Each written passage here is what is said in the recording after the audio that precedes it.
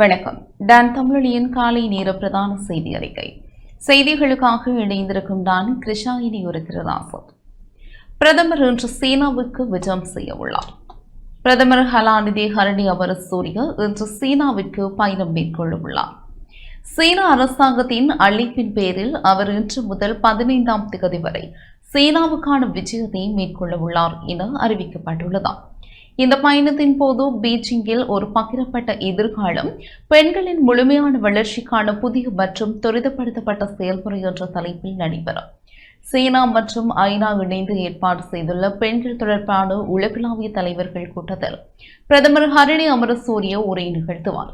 இந்த பயணத்தின் போது சீன ஜனாதிபதி ஜி ஜின்பிங் மற்றும் பிரதமர் லிஹியாங் உள்ளிட்ட பலர் உயர்மட்ட தலைவர்களையும் பிரதமர் ஹரணி அமரசூரிய சந்தித்து பேச்சு நடத்தவுள்ளார்.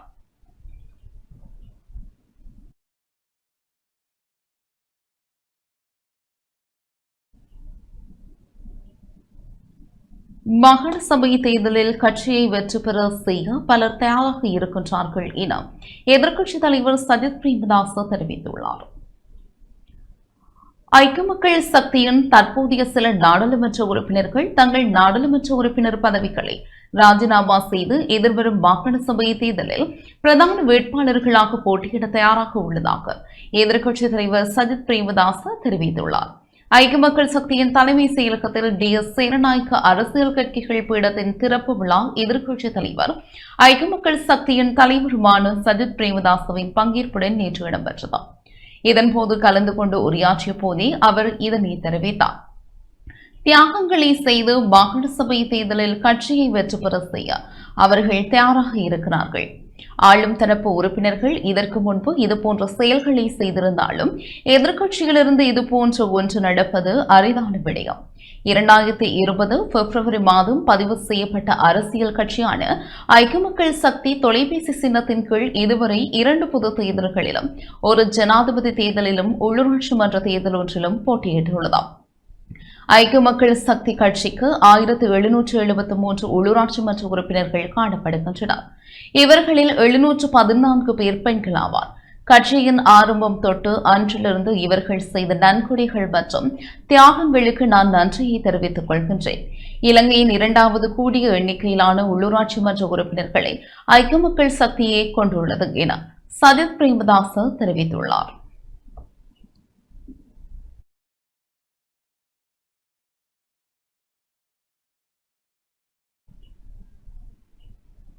நாட்டிற்கு வரும் முதலீடுகளில் பாதுகாப்பு உறுதி செய்யப்பட்டுள்ளதாக ஜனாதிபதி அனுரகுமார திஸ்ஸநாயக்க தெரிவித்துள்ளார்.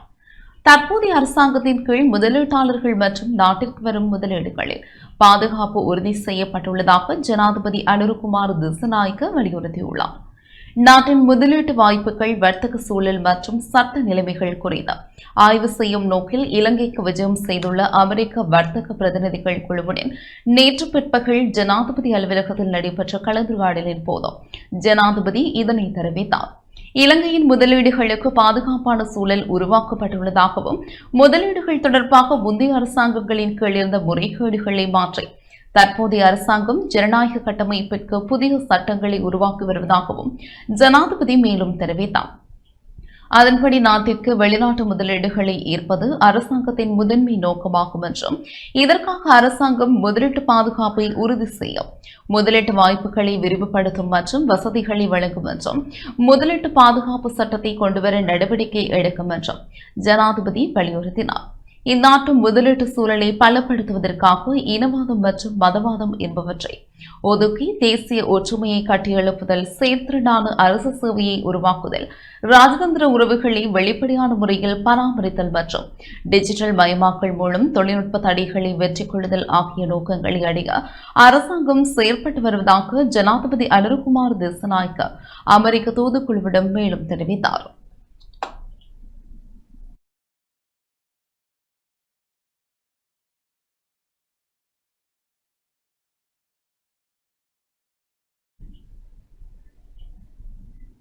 மதுகமுவில் ஒரு தொகை தோட்டாக்கள் மீட்கப்பட்டன.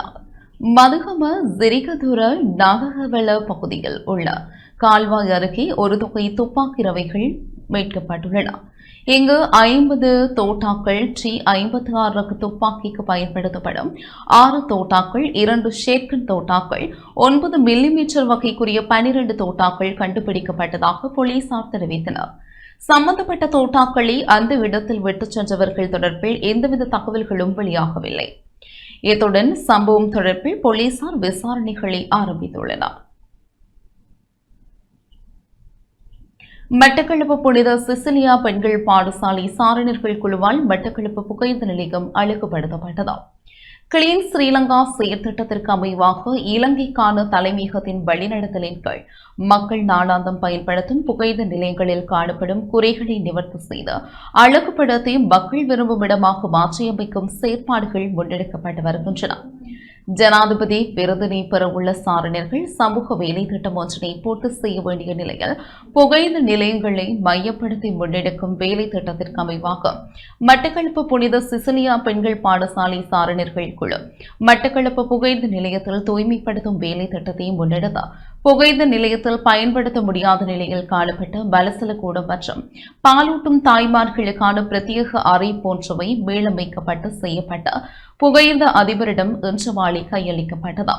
கிழக்கு மாகாண இணைப்பாளரும் சாரண தலைமையகத்தின் ஆணையாளருமான போனா சசிகுமார் தலைமையில் இடம்பெற்ற நிகழ்வில் மாநகர முதல்வர் சிவம் பாக்கியநாதன் பிரதம விருந்தினராக கலந்து கொண்டு திறந்து வைத்தார். நிகழ்வில் மட்டக்களப்பு புகையிரத நிலைய அதிபர் பேரன்பராஜா, மட்டக்களப்பு புனித சிசிலியா பெண்கள் பாடசாலை அதிபர் அருள் சகோதரி நிதாஞ்சலி, சாரண உதவி ஆணையாளர்கள், சாரண ஆசிரியர்கள், சாரண மாணவர்கள், புகையிரத அதிகாரிகள், ஊழியர்கள், பெற்றோர்கள் என பலரும் கலந்து கொண்டனர்.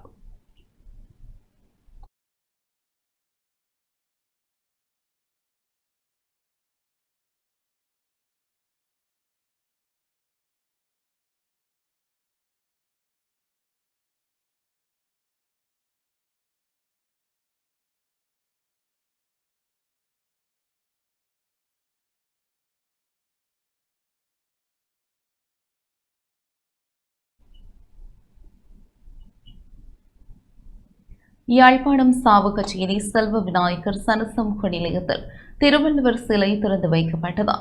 யாழ்ப்பாணம் சாவகச்சேரி சிலுவம் செல்வ விநாயகர் சனசமூக நிலையத்தில் அமைக்கப்பட்ட திருவள்ளுவர் சிலை நேற்று திரைநீக்கம் செய்து வைக்கப்பட்டது.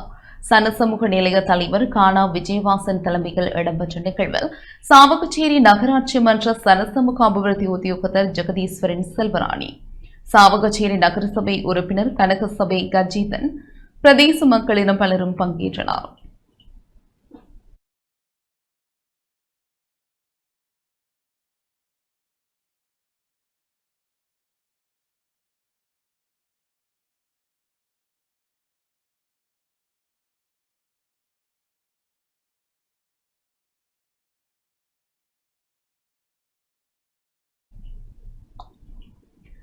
கிழக்கு மாகாண ஆங்கில மொழி தின போட்டி மட்டக்களப்பில் நடைபெற்றது. கிழக்கு மாகாண மட்ட பாடசாலைகளுக்கு இடையிலான ஆங்கில மொழி தின போட்டி நிகழ்வுகள் நேற்று மட்டக்களப்பில் நடைபெற்றது. கிழக்கு மாகாண கல்வி திணைக்களத்தின் ஏற்பாட்டில் மாகாண கல்வி பணிப்பாளர் SR கஷாந்தி தலைமையில் நிகழ்வுகள் இடம்பெற்றன. ஆரம்ப நிகழ்வில் 17 கல்வி வலயங்களின் பணிப்பாளர்கள், திணைக்கள அதிகாரிகள் மலர் அணிவித்து மாணவர்களின் பேண்ட் வாத்திய இசையோடு அழைத்து வரப்பட்டு தேசிய கொடி, மாகாண கொடி, கல்வி திணைக்கள கொடிகள் ஏற்றப்பட்டு நிகழ்வுகள் ஆரம்பமாகியிருந்தன.